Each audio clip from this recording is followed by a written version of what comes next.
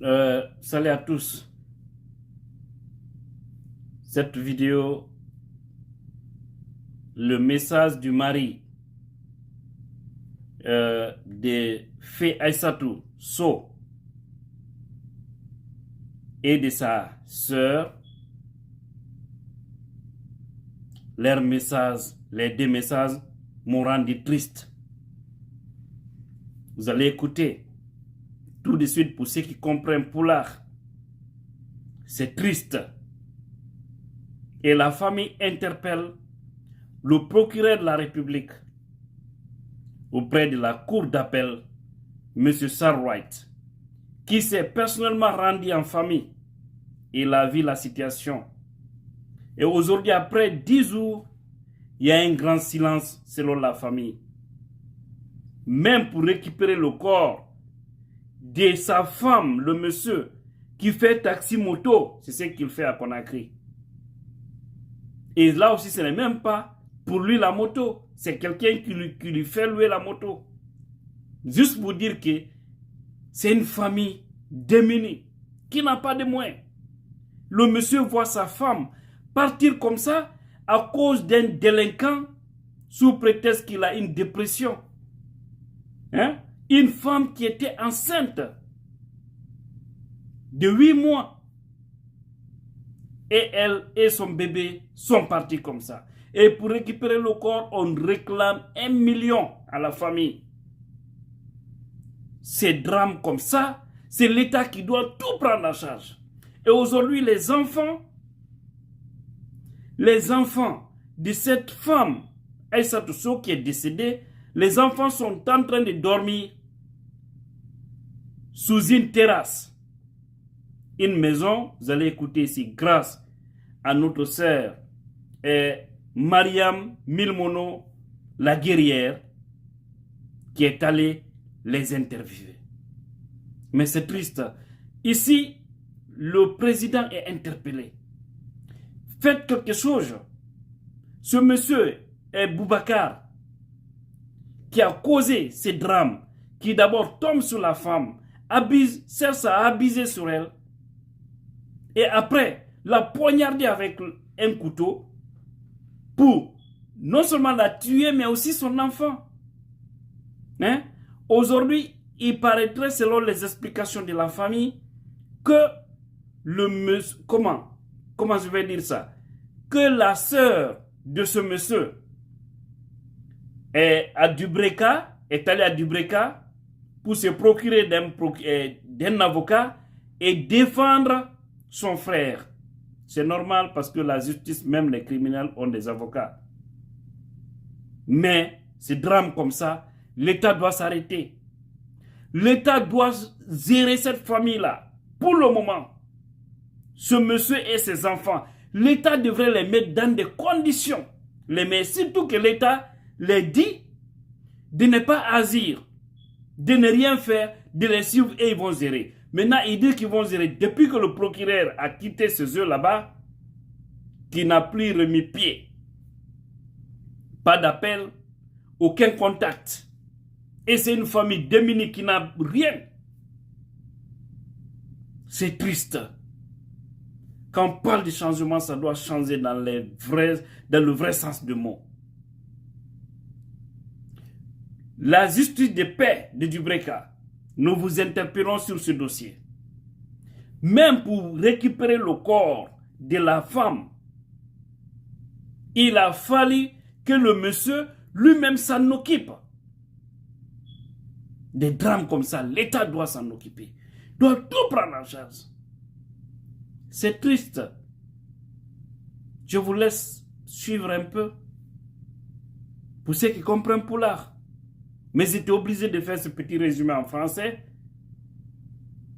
pour attirer l'attention de ceux qui ne comprennent pas français. C'est quoi le contenu du message du monsieur, de sa sœur et de notre femme. Oh ma kine. Assalamu alaikum wa rahmatullahi wa barakatuh. Hara gilandema o suddiɗan e o bobo a wara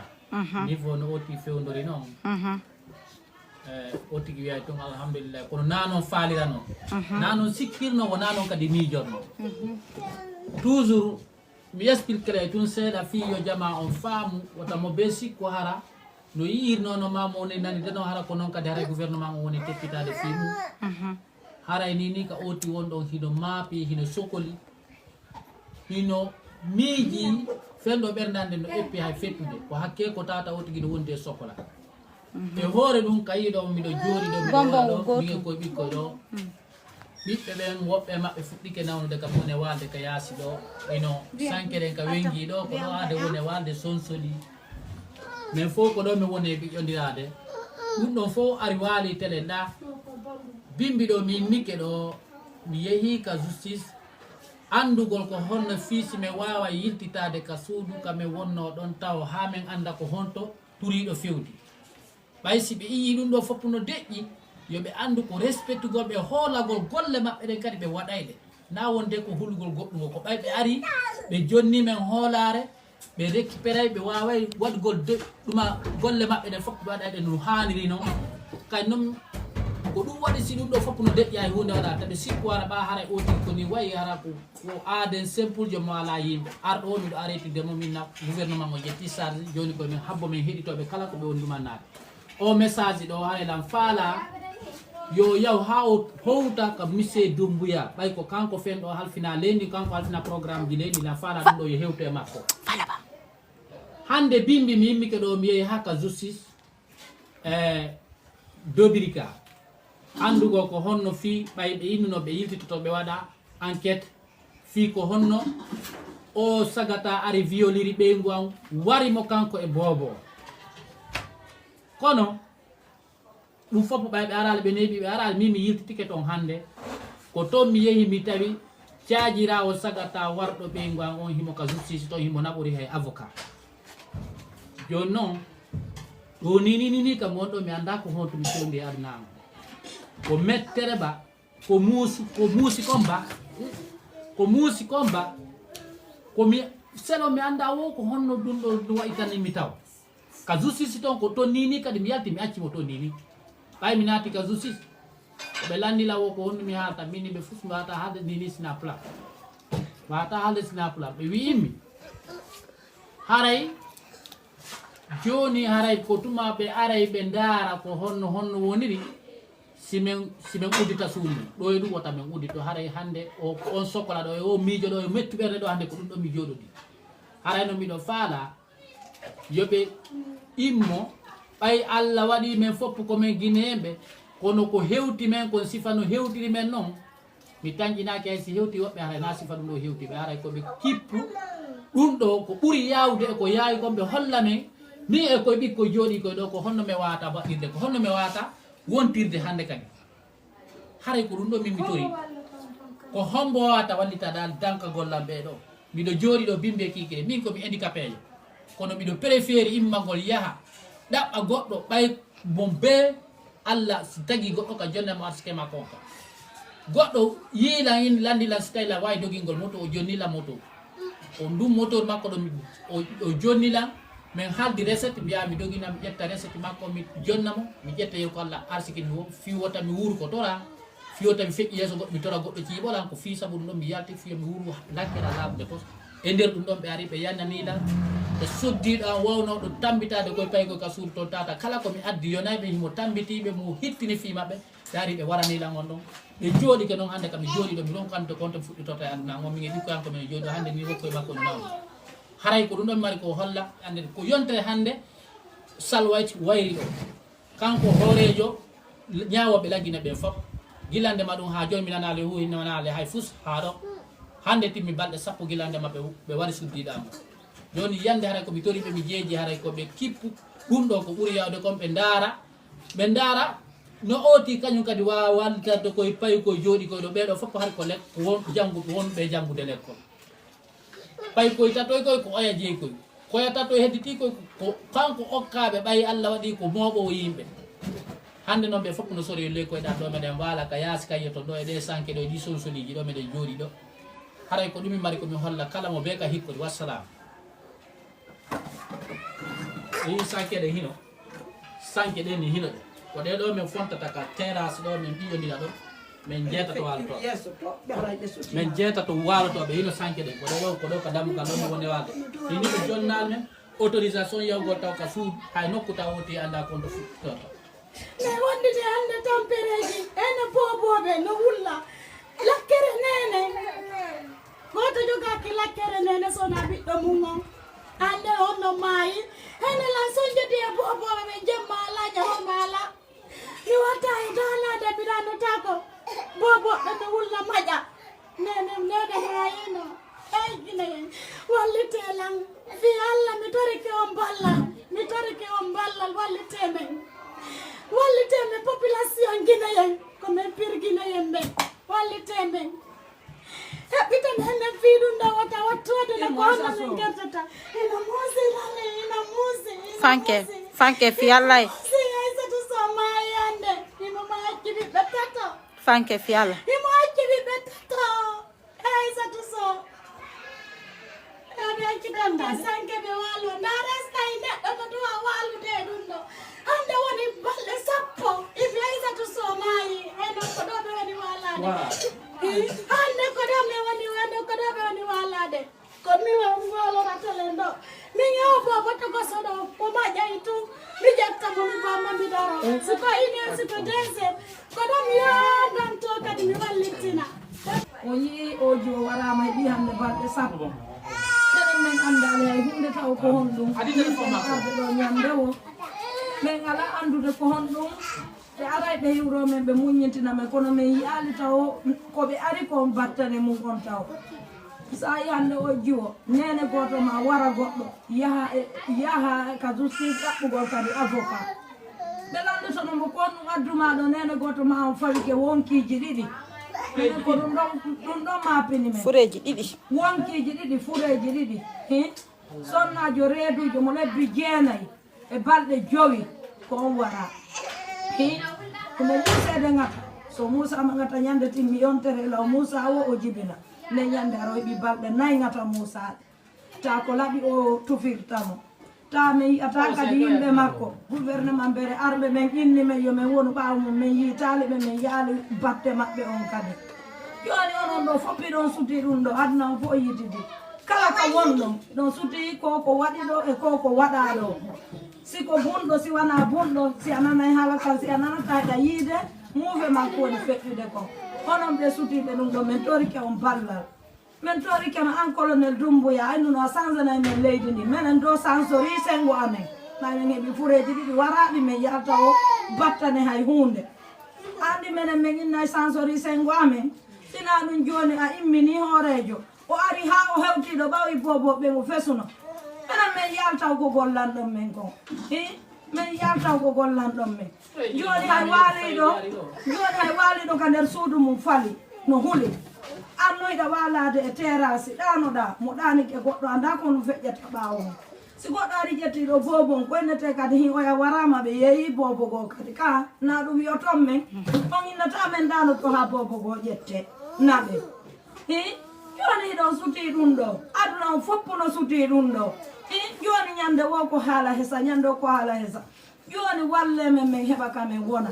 ɓe kawtalɓe amen julɓe musidɓe amen walle men ɓe heɓa ka wona min ɗori on fi allah ene laara o yii kun jiwu minen ñande fure nene kun o ƴettano minen min heɓuno ko yoni men min heɓuno ko yoni men nde ñande fure nene kun ƴettano jiwngu yawno bimbi tawi lan o indila simi hollaka nene am mi golla hande ko aduna on fo yiya ko nayo ardiri jiwum kun ɗon jiwoy koye tatoy ko nayo kala no pepasengo kala ambulance o mo jitinna men jokka nene amen men yaha naka berɗe o wawi yaade o acca ɓe ɓiɓɓe hono on sutaki ɗum ɗo on sutaki ɗum ɗo ɓay ala mo hewtali ɗo ala mo yiyali ɗum ɗo ka télévision ka radio ka connexion ala mo yiyali ɗum ɗo min torike on ballal ɓay ko ono ko allah wawi jogui o liɓani men nde sattende ɗo yame miɗen maapi hari si suuma e ari o joni o inna lan hikka mi ñawloto suuma e fof miɗo inna a ñawlotago suuma e fof jeeya suuma e alamo tawde min kadi nini ɗo e raɓɓiɗude mi anda si taway lan ndaare ka ɓe woni walude Allah tan goɗɗo wadde ɗo joni goɗɗo koynete ɓe ronka e suudu kaɓe wala nini mbeɗe wawi ade ka goɗɗo ɓena ko ɓe warana si ari joni a werɗi losini oɗo warɗo e on kadi ari wari on ɗo waɗon honno ɓe jonnata men suudu mbuuɗi ala ko suudu ɗaɓɓire kungoto moto o ñande recette ma kun golli kun golla waloto kuno ka gendarmerie keetaya hay kun taw ku yoɓante ko ku walata ɗon kon ku yoɓati ko kun gollali kon wona tawa ɓiɓɓe ɓe ñamali l'école ɓiɓɓe ɓe no continue hanki men fuɗɗitini jiwol koye l'école bobo oɗa feti no nangi mo on ɗo wata yaade l'école taw he ndare sifa ɗum ɗo har si modi makko e ɓi boy goɗɗo anda so heɓali goɗɗo anda si o heeɓi goɗɗo anda menen men anda sina haro arka amen humpitagol men menen haare men anda ko woni feƴƴude hakkude maɓɓe he min nanali hawre hakkude maɓɓe he sa yi ɗum ɗo fof no retardiri ni ko tañƴinagol ɗo tigui jangga taɓe sikku noon haara mo jangga anda sariya komo jangga anna sara haara anda sariyaji ɗi minen mi andi sariyaji ɗi fof no wawni minen andi ka sariya mo wari goɗɗo ko yo ware so ƴettante kadi goɗɗum go a ɓawa attare hara naafi wargol mi woodi piiji bussi ɗo waɗata o yiɓata yoɓugo wonki woodi joni noon ko fureji ɗi ɗo waɗa haray ko ɗum ɗo waɗi si ɗum ɗo no retardiri ni kono noon mi ronkata solution ji ɗi fof sariyaji ɗi fof minen andi kono ɓay ɗum laamu wi ƴetti disposition fimu fof ɓe ƴetti programme on ko ɗum waɗi siɗe minen muñi iwtide ɓamaɓe sago amen noon kadi koɓe wowli koɓe huura e fof kadi yiya haray ko ɗum mi mari komi holla ko be kala ko hikkode haray ko ɗum wassalam haray minen andi ɗo ko honnum kadi woni to sariyam fof minen andi fimu na de fi men janggal minen andi sariyam fof minen ko anna sara men janggal kono fof ko hedditi ko fof minen jangi minen andi fimu haray ko ɗum wassalam haray minen habbiɓe minen heɗitiɓe kamɓe justice on. Vous avez vu dans quel état ils sont? Moi-même, je suis ça, moi. Il y a un problème là. Yeah. Vous avez vu, le monsieur, il est handicapé. Mais malgré qu'il est handicapé, il avait sa moto. C'est sa moto qu'il pilotait. C'est pas sa moto, hein. La moto des gens, c'est ce qu'il pilotait pour ne pas que sa famille dort sans manger. Mais aujourd'hui, il se retrouve dans la rue parce que c'est ce qu'on appelle se retrouver dans la rue.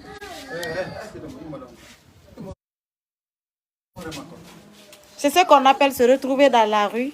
sans demander. Une personne qui est victime, hein, d'injustice. On tue ta femme dans ton pays. On est tous des Guinéens. Personne ne dépasse son prochain ici. On est tous des Guinéens. On tue ta femme. On tue le bébé que tu portes. Et après, c'est toi qui te retrouves dans la rue. C'est toi qui te retrouves au dehors. Quand même, disons la vérité. Disons la vérité. À un moment donné, il faut qu'on se dise la vérité.